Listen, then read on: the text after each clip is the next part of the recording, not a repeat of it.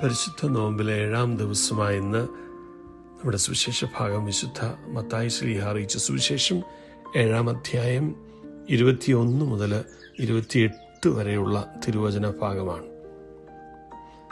ഇവിടെ സുവിശേഷത്തിൽ തന്നെ വളരെ അസ്വസ്ഥതയുളവാക്കുന്ന ഒരു സത്യം ഈശോ നമ്മെ ഉദ്ബോധിപ്പിക്കുകയാണ്.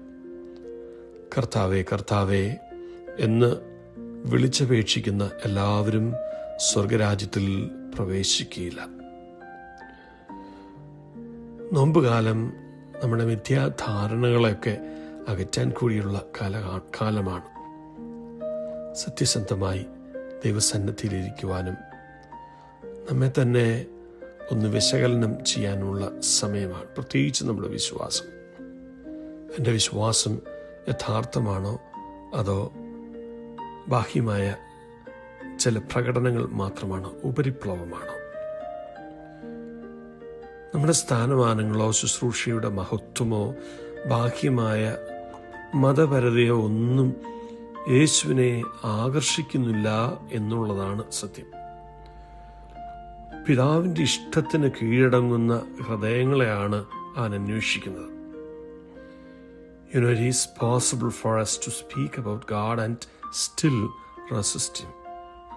It is possible to look religious and still remain unchanged.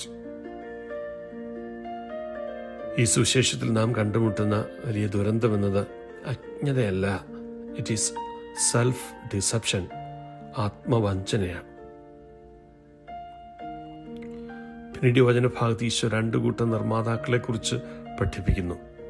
2 പേരും അവൻ്റെ വാക്കുകൾ ശ്രവിക്കുന്നു. 2 പേരും നിർമ്മിതിയിലേർപ്പെടുന്നു. വ്യത്യാസം ശ്രവണത്തിലല്ല, മറിച്ച് അത് ചെയ്യുന്നതിലാണ്. പാറ അനുസരണമാണ്, എന്നാൽ മണൽ വിട്ടുവീഴ്ചയാണ്. പാറ മാനസാന്തരമാണ്, മണൽ കാലതാമസമാണ്. പാറ താഴ്മയാണ്, മണൽ അഹങ്കാരമാണ്. ജീവിതത്തിൻ്റെ കൊടുങ്കാറ്റുകൾ ഐച്ഛികമല്ല. പരീക്ഷണങ്ങൾ വരും, പ്രലോഭനങ്ങൾ വരും, കഷ്ടപ്പാടുകൾ വരും. കൊടുങ്കാറ്റ് വരുമോ എന്നതല്ല ചോദ്യം, മറിച്ച് നമ്മുടെ അടിത്തറയ്ക്ക് അതിനെ ചെറുക്കാൻ കഴിയുമോ എന്നതാണ്.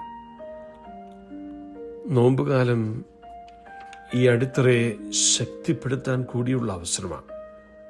പരിശുദ്ധ കുമ്പസാരം, ഉപവാസം, ദാനധർമ്മം, ഗൗരവമേറിയ പ്രാർത്ഥന, സത്യസന്ധമായ ആത്മപരിശോധന എന്നിവയിലൂടെ നാം ക്രിസ്തുവാകുന്ന പാറയിലേക്ക് ആഴ്ന്നിറങ്ങാനുള്ള സമയം.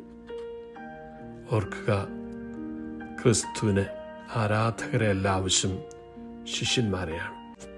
ഈ നോമ്പുകാലം നമ്മെ ഉപരിപ്ലവമായ വിശ്വാസത്തിൽ നിന്ന് ഉറച്ച വിശ്വാസത്തിലേക്ക്, വാക്കുകളിൽ നിന്ന് പ്രവൃത്തിയിലേക്ക്, മണലിൽ നിന്ന് പാറയിലേക്ക് മാറ്റട്ടെ. ആമേൻ. ദൈവം നമ്മെല്ലാവരെയും അനുഗ്രഹിക്കട്ടെ.